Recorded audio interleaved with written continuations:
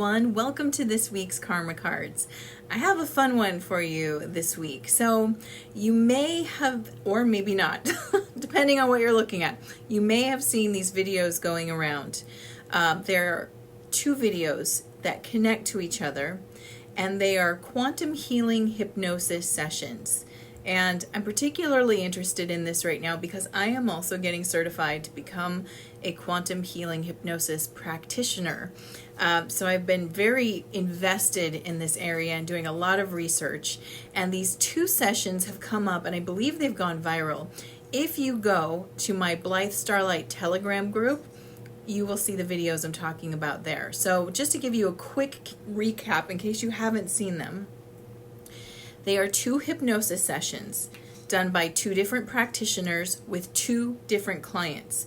Now these clients I don't think have any relation to each other. They do not know each other, and this is typical when it comes to this level of hypnosis, because when we're doing quantum healing hypnosis, we're tapping in to the higher self, the collective consciousness, where all the information is, and every person is connected to that, right? We're one.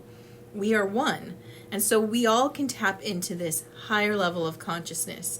Now, these two particular clients also had some kind of personal connection to the event that they got. So one of them lives, I believe, in South Africa, and the other one was in Africa at the time of the event, as I understand it. So again, two different sessions. Now, what makes this particular set so mind-blowing is they get the exact same information in detail, and you listen to one and then you listen to the other and you get like the goosebumps. And by the goosebumps, by the way, have you ever wondered why you're getting those? The goosebumps are because the truth resonates at a very specific frequency, and when we feel the truth, we get the goosebumps. So if you're watching these sessions, basically, I'll sum it up really quick. You've got to listen to them. I'll drop a link to my Telegram group so that you can just go right in there and see the videos. You just need to scroll up a little and you will see them. But we've got two sessions. In the first one, what you're listening to is a woman who lives in South Africa, and she's going back under hypnosis. Her subconscious has come forward and is talking about a period in time where the earth was invaded. It was full-on physical invasion by the Draco ETs. So universal bad guys. Like they basically, in a nutshell, the bad guys invaded. Now, what was really interesting about this is it was a physical invasion. So according to her, in 1994, the physical earth was physically invaded by aliens, and it started in Africa, specifically in Kenya. And it went on for 2 years, and it was a physical attack. And apparently, it was so bad that the cleanup that the other groups had to do was extensive. And I'll get into that in a second. But just kind of get these details down. So if you were alive between around 1994, you were a part of this, believe it or not. And I'm going to get into why we don't know that. So Earth in 1994 invaded. The hot spot was Kenya and Africa, and it sort of spread out from there. Now, what's important to know about this is that this attack was against free will. Nobody agreed to this happening. And remember, one of the biggest universal laws is the law of free will. So if it goes against free will, it doesn't happen. Now, I just want to take a step back and talk about why are we experiencing things we don't want in our reality then, if we have free will and these things are happening. Well, this gets into sort of the details about how the negative timeline figured out how to get consent without directly getting consent. It's called implied consent. And so what the dark timeline people and beings have to do to get around that tricky free will loophole is they have to introduce the plan to you. They have to show it to you. And if you don't say, no, you can't do that, then that's as good as, okay, go ahead and do it. So how do they do that? They usually do that through media. They'll do it through movies, through books, through commercials, through kids shows, through cartoons, through television programs, all sorts of things. They'll show us scenarios that we don't want to experience, but because we don't get up and go, absolutely not, no, I do not consent to this, you may not do this, I reject your plan. Because we don't do that, we just go, oh, that would be horrible, I'm glad that's not happening. Well, because we're not actively saying no to those things, that's the loophole they figured out to get our consent. So that's why we can experience things in our life or on a collective level that we don't want to experience, because we're not realizing that when they show an example to us, that's our opportunity to stand up and go, absolutely not, I won't do it. So going back to the session, in that session, they didn't even do implied consent, apparently. They just went balls to the wall, we're going to take this planet. And the reason why, now why did they do that? Why were they dumb enough, technically, to invade a planet without free will? And the reason why is because they knew the shift was coming and they wanted to prevent it. So they were hoping that by them coming in and interfering, it would mess up the timeline where the Great Awakening, the shift happens, and we all ascend energetically. They wanted to stop that. Well, they freaking failed. And what happened is, when this event happened, and it apparently went on for 2 years, so think about that, between 94 and 96. I mean, just mind blown, right? When they did that, beings, people on the planet who are holding Light Warrior, Light Worker, Starseed, Wanderer, well, they're holding these energies, they activate it. And what that means is they just sort of like, they understood in that moment that they were more than what they thought they were. And more than that, it was their desire to get help and create the balance and fight this that created this sort of beacon type energy. So these beacons went out and it formed sort of a distress call, calling to us our allies, our intergalactic allies. They came forward and they brought with them higher technologies, as well as the galactic warrior races who are here for benevolent reasons, came forward and helped subdue what had happened. And apparently what had happened was so traumatic to us on planet Earth that in the very first time of like the history of Earth, there was permission granted to mind wipe the entire planet. So again, if you were alive in 94, if you were there, you were mind wiped. We were all mind wiped. And apparently the technology is very advanced and precise. And what they did is they sort of cut out those 2 years and they took us back in time to 1 second before the invasion started. So we were sort of, it was like an edit, if you will. If you had a film, it was like they cut out that section and then stitched it back together and restarted us at that 1 second before the invasion in 94. And of course, we went forward without an invasion. Life went on as usual. And what's incredible is that was the information that came out during the first session with the woman in South Africa. Then you get a second session, different people, different practitioner, different client, under hypnosis, same thing. In this case, the woman was in Kenya at the time it happened, and she's the one that talks about how she called for help, what happened to her, how she sort of activated and called for help. And then she talks about the technology for mind wiping. So it's pretty wild to hear that, right? Now, a lot of people, their brains, like that, we have a hard time accepting stuff that is way out there, right? If we can't get proof of it, we tend to go into skepticism, which is healthy and normal, right? This is how our brain is like, no, I need to discern what's my reality and what's not. With this event, obviously, what could you pull from? The only thing that we're given in the sessions is that a false memory was implanted for some people. to kind of explain what had happened. So the false memory was that a plane got shot down in Kenya in 1994. And actually I shared this with a friend, and he pulled up the archives and he was like, you mean this plane crash, or this plane incident? And he pulled it up.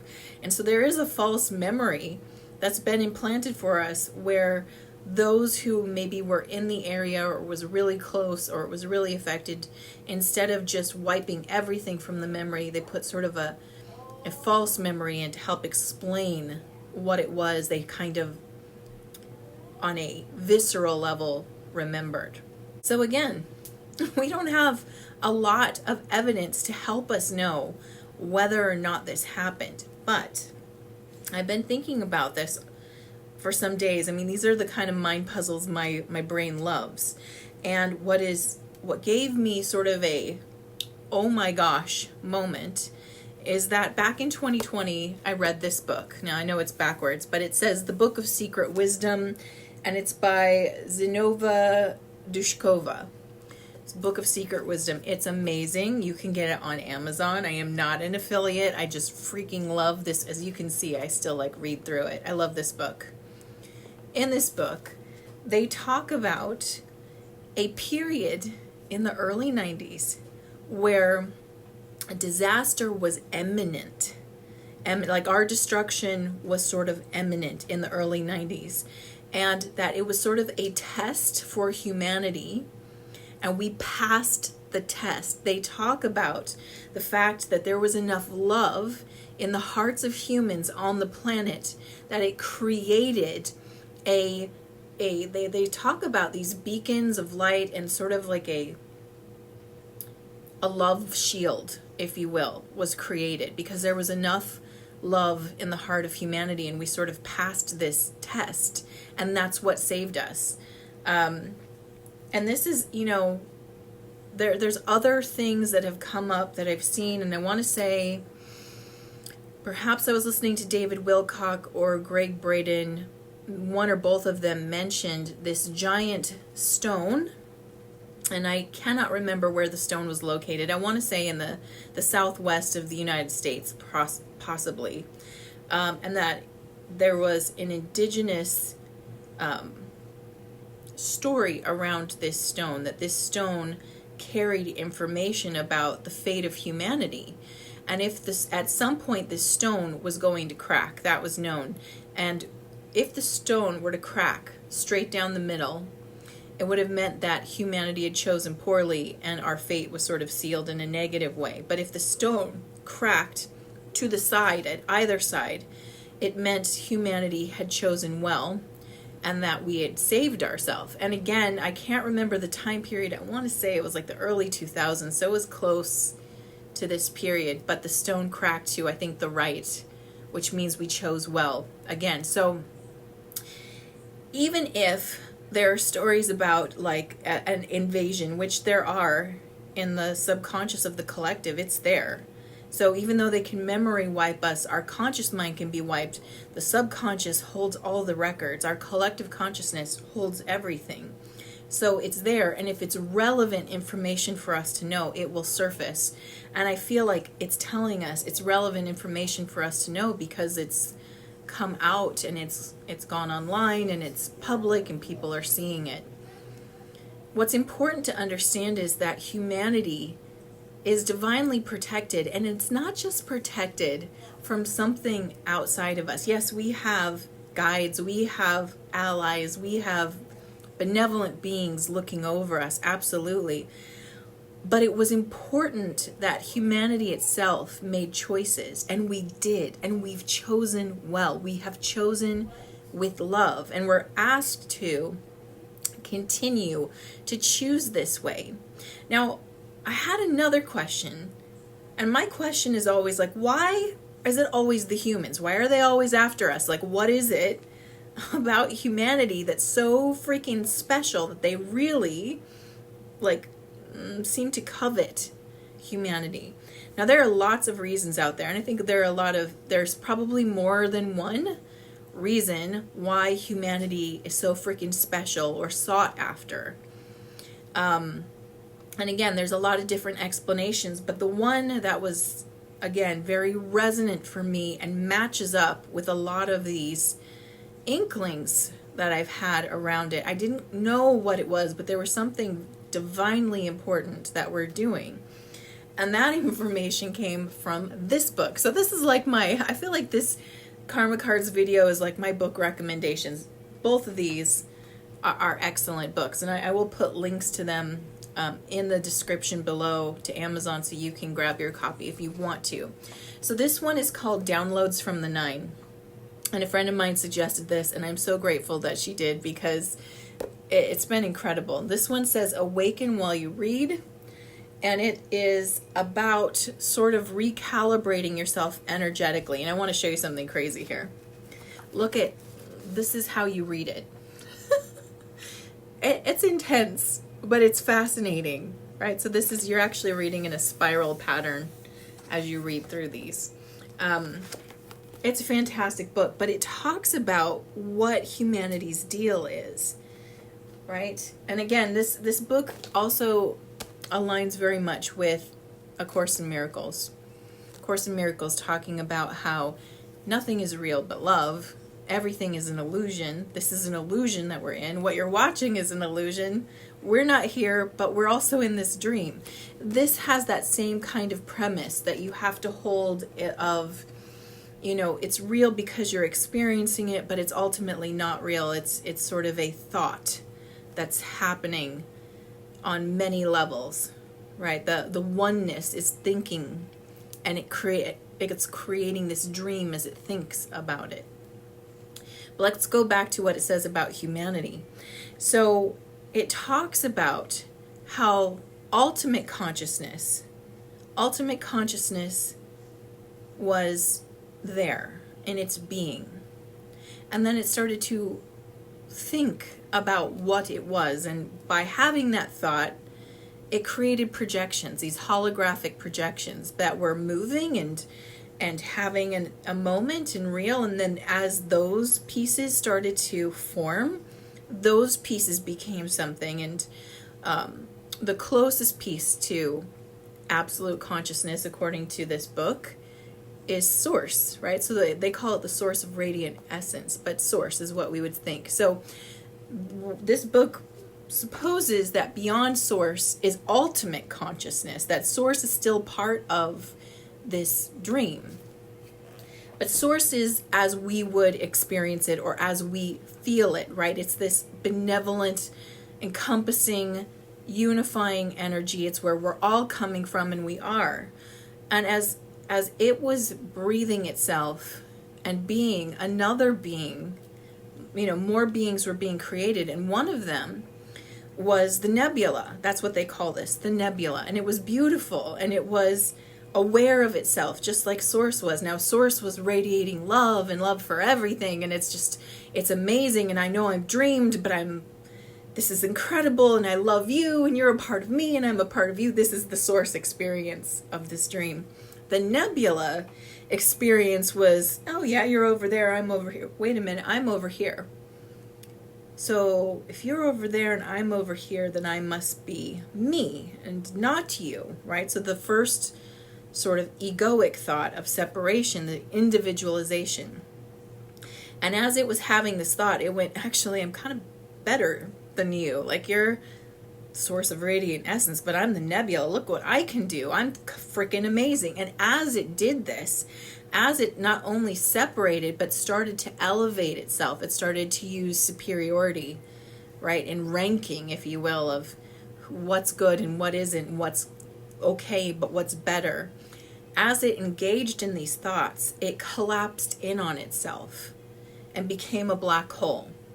It just dropped down and it disconnected. And so this is a great metaphor for what it looks like when we're looking at polarity, that there's a radiant outward expression, but that there's also this sort of collapsing inward expression. Now we can look at those as the two major poles, but in this case what we're looking at here is the world of the ego being born. And what was interesting is as this nebula collapsed in on itself, the source of radiant essence and all the beings connected to radiant essence were like, oh my God, no, like, are you okay? Like, their first thought was, oh my gosh, we've got to help you. It's collapsing on itself, and that's not, that's not part of how we are connected. I can't reach you when you collapse in on yourself, was basically the moment it was having. So many beings tried to go into this black hole, this collapsing energy, to pull it out, and they couldn't get out. Once it went in, it was gone. And so every time Source tried to extend itself to help, energy would get sucked in, and it never came out. And so Source couldn't penetrate the black hole, according to this book. And so there was concern, right? Like, how do I reach you with love? There's this part of the universe I cannot reach with love, because every time I try to reach in, a part of me gets taken away. So Source and, ultimate consciousness, they had to kind of come up with this plan. And from there is where humanity was born. And humanity was born of the light, of radiant essence, but it had given it a piece of the nebula in each of humanity, aka the ego. And so we would be able, as humans, to be that radiant, loving essence that we are, but also access the inner recesses of the nebula where it is not. And it was through humans that Source could actually see inside the nebula and see what was going on. And so we became a way for Source to probe this darkness, to find out what was in there. We have this amazing ability to be of the light and walk in the dark. And through our eyes, Source can see what's in there and how to heal it. And so what used to be lost to darkness completely can now be seen, and now Source knows how to love and heal this part through humanity. And that's why we are so precious, because it is through the humans, through our love, through our hearts, and our ability to go into the darkness that allows love to penetrate the darkest corners. And so we're very valuable beings. And I think that's beautiful. It's a beautiful metaphor. And again, everything I read, it's constantly implying that there may have been difficulties and there may have been darkness, and there have been people who have lost themselves to the darkness. But ultimately, the light wins. And this is how. It is through beings like you and me who are brave enough to embody the human experience and allow ourselves to walk a very fine line, that we are Source, but we could easily fall into the darkness. And so it is this learning of how to integrate, how to love the ego, how to go into the shadow and retrieve the missing pieces. As we do that, we're doing work on behalf of Source. We're pulling parts of Source that got sucked into darkness out again. And that's why we're so incredibly valuable. And so it doesn't matter at what level we tell this story of the battle between good and evil. The most important part is that the light has won. It will win. And it's through humans that were the missing link, if you will, to give Source the sort of leg up it needed to finally get the missing piece to create the ultimate healing. And so when I hear these stories about, alien invasions or mind wipes or the dark agenda or what beings were doing, I don't let it take me into fear, because the ultimate truth is we've already won. And we're here having this human experience, and believe it or not, you overcoming the fear of your own darkness, you learning how to love, integrate, and break it down and release your fear around it. that's the battle right there. And as we individually do that work, we raise the frequency higher and higher. Source wins more. Source can dismantle it at the larger level. And it's just by us going in and being willing to love the imperfect parts that we are doing some of the biggest work we could be doing on this planet right now. So I want to say good job to you for every time you're willing to go in and heal a part of yourself that felt separated and bring it back to love. You're doing some big work there. And with that, now let's do some karma cards. Okay, so if you're new to karma cards, let me quickly show you how these work. Today's is a little different. Usually, I have 3 sets of cards.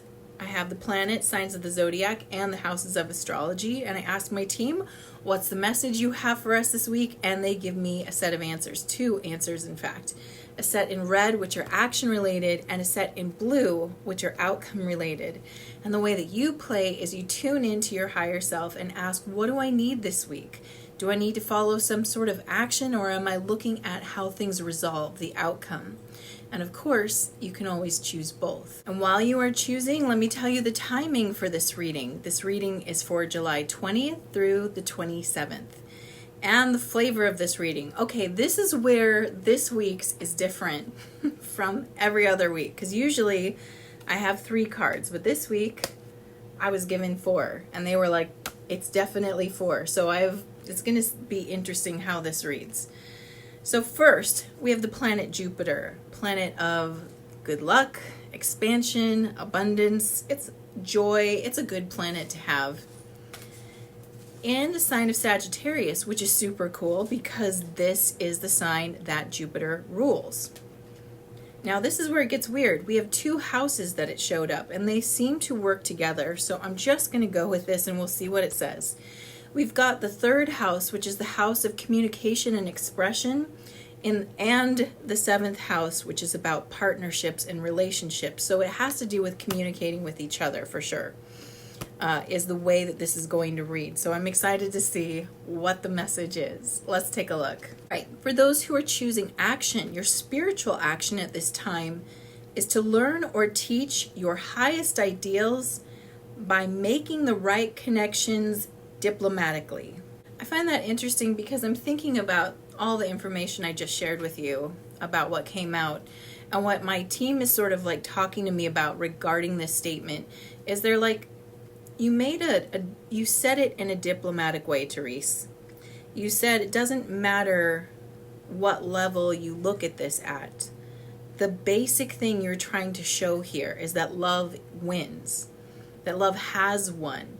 And so whether you want to dismiss any of the parts of the story I shared, where you want to dismiss the aliens, that's cool. You can dismiss that. You want to dismiss, the collective holding this memory, that's fine.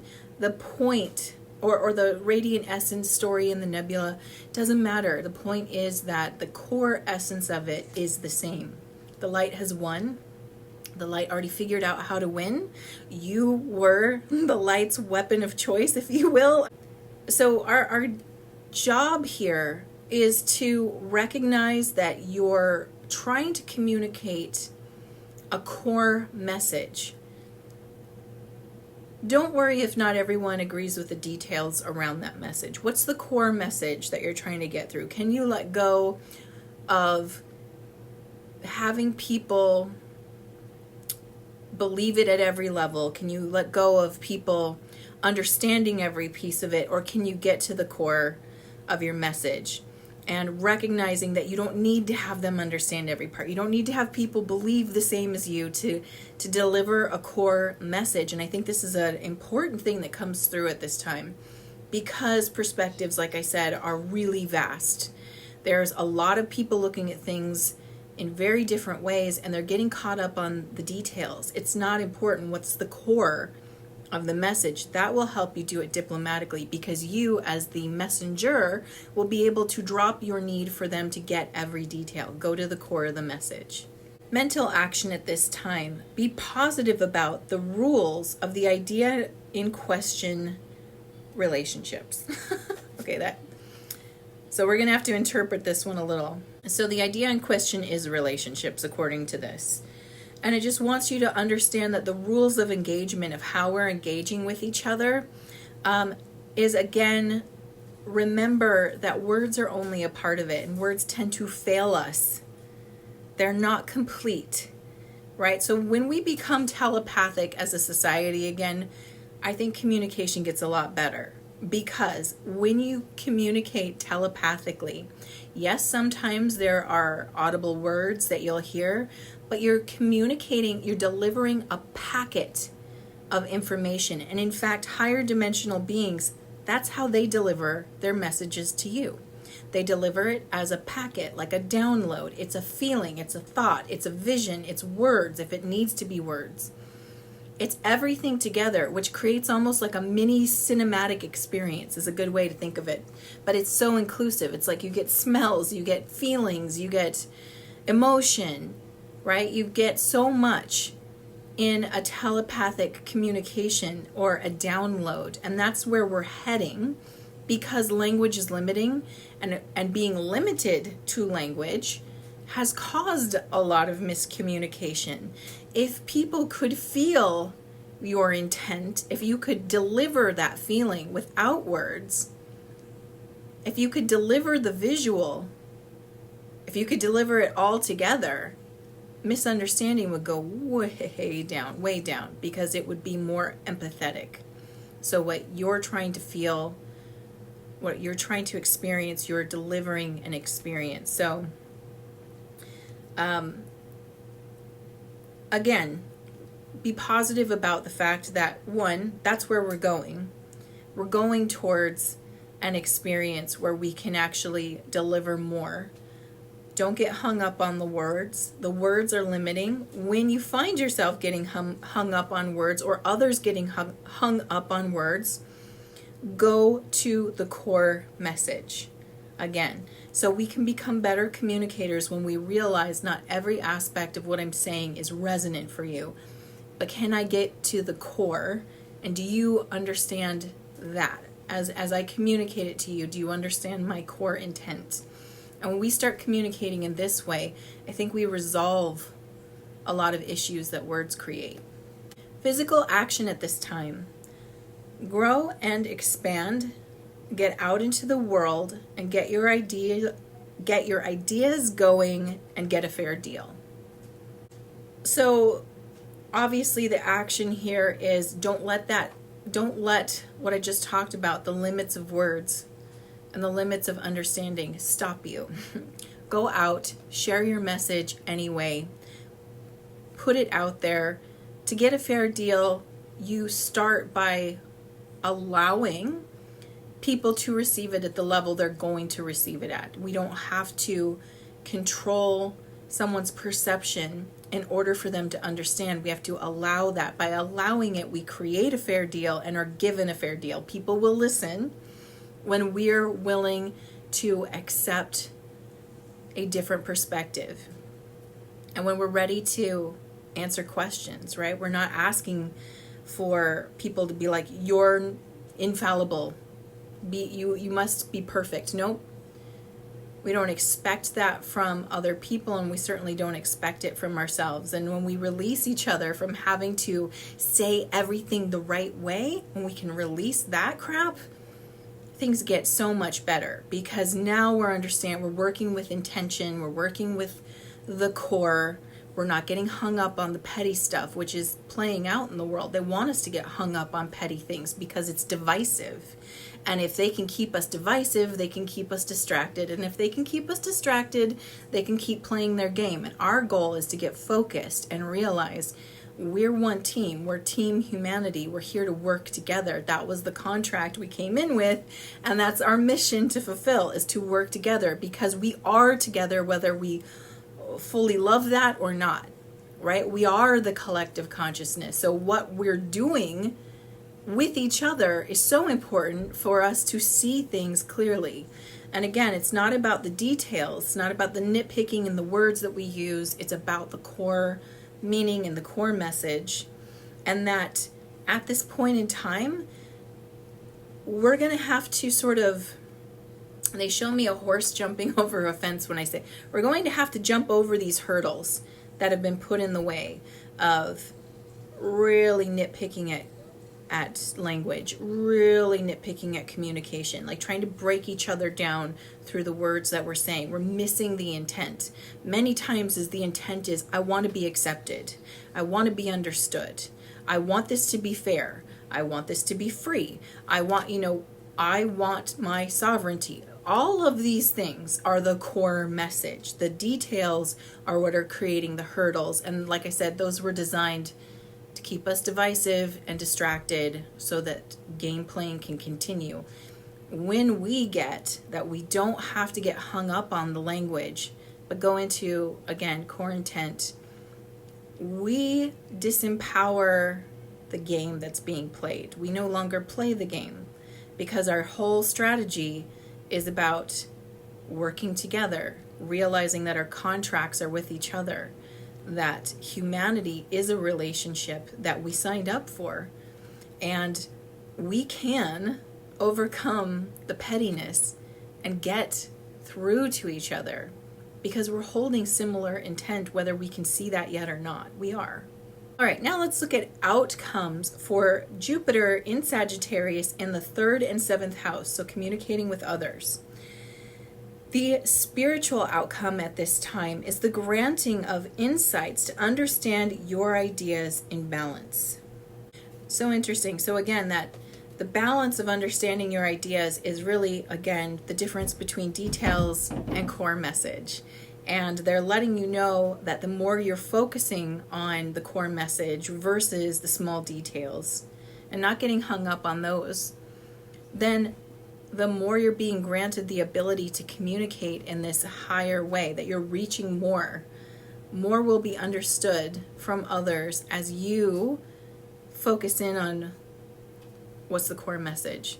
You see it this way, I see it this way, but we can both agree that at the center of that is this construct, right? This idea.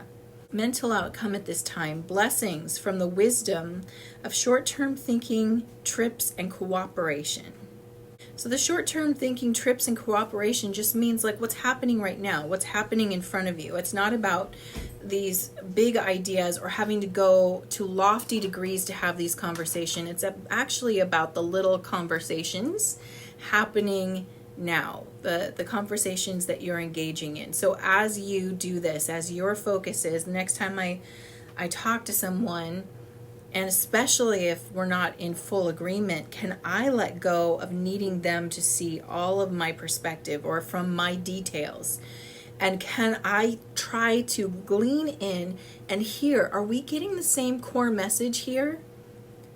And even asking that question, if it gets to that point, like what do you think the core message is? And really listen.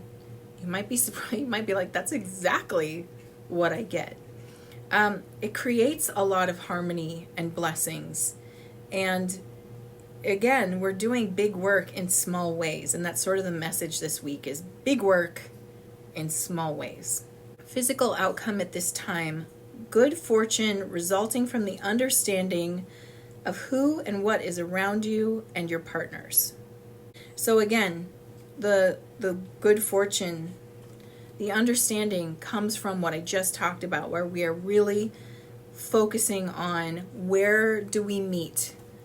You know, it's like in a conversation, especially if you're in difficult conversations or conversations with people who hold other perspectives, where do we meet? If you're actively looking for that, you are creating peace. Where can we meet? Where are we basically saying the same thing in different ways? You know, not everybody who works with me sees the things in the way that I see them.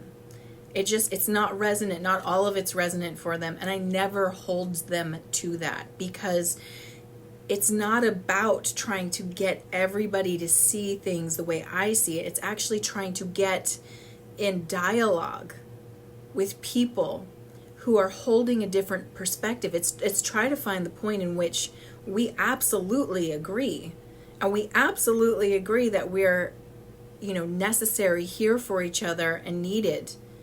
and that each perspective is needed. And as we allow that, now we don't have to adopt any other perspective than what feels right for us.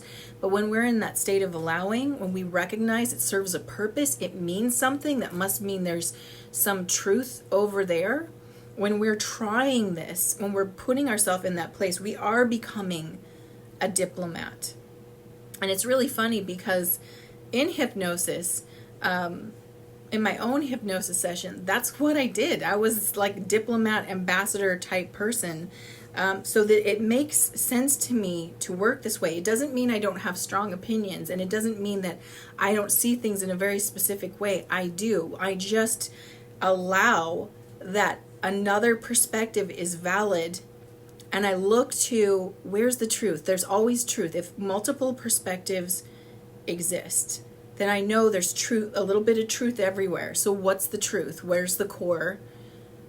And what can I learn from that? And by practicing doing this, it's allowed me to stay connected in a very difficult time to stay connected. It's allowed me to stay connected. And it's something that I just want to amplify and put out there, that this is possible, because we have more alike. We're more alike than we're not. And we have more in common than we all think we do.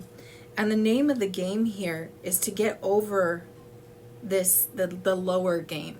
Because as long as that keeps playing out, the longer we have to do this. The longer we have to wait for the big shift. The longer we have to suffer in some cases. And it's our choice.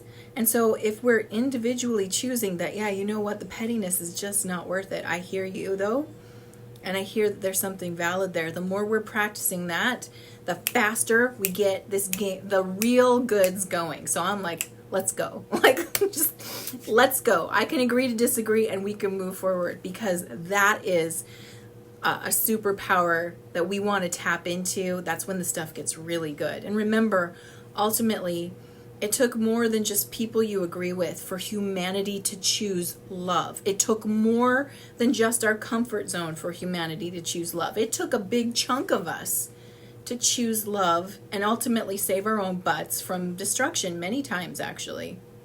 It comes up in a lot in like the Dolores Cannon material.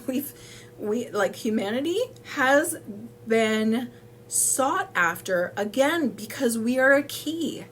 We're a key to source reclaiming the darkness back into light. And so, the dark, unfortunately, doesn't remember how good it was in the light. Can't remember. It's so consumed by itself that it forgot. And so it fights to maintain, because it doesn't remember anymore what it was to be fully incorporated and fully held. Right? It's so deep into its belief of separation that it's all it wants to experience anymore. And so that's why humanity is constantly threatened in a way, because the dark doesn't want to let go. It doesn't remember. God bless them, right? They don't remember. But our love, our light, and our willingness to go in and shine that light in the dark spaces, well, that's the key right there. And we start within with ourselves, and then we move out to others, and then we unify together, and we ultimately eradicate it. It's coming. It's already happened at some level. And it's just, when do we want to experience it? And this week they're saying, this is how you do it. Look for the core message. Look for where you're connected. Let everything else go. And with that, I hope you have an amazing week. And I'm sending you so much love. Mwah. Thank you for watching. Subscribe now and hit the notification bell so that you know the next time I release a new video. Until then, stay magical. My name is Therese Tucker, and I want to welcome you to Mercury Pod Coaching. I created this group coaching program to help you move out of procrastination and into traction towards your big goals.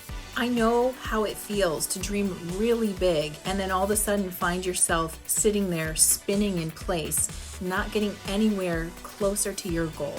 It can be really easy to get caught up in feeling flustered and confused and not know what action to take, and so you completely stop taking any action at all. If this sounds familiar to you, then there's a good chance that you've got some mindset blocks in the way that are preventing you from taking actions right now that can get you closer to your big dream and create real change in your life. Here's what you need. You need someone who can see those mindset blocks and help you get out of indecision, move into inspired action, and do it quickly. And that's where I come in. So what is the Mercury Coaching Pod? It is a 30-day coaching program where you will have weekly coaching calls live with me to help you implement your plans and take action now. In this group coaching program, you will also get one private session with me where we can completely deep dive into what it is you're trying to create, and I can help you create the action tasks that you're going to need to complete in 30 days to get ahead. If you're ready to jumpstart your goals and get going right now, then you are the perfect person for this pod coaching program. So if you're interested, hit the Get Access button below. And of course, I look forward to seeing you in the Mercury Pod Coaching Program. All my love. Mwah.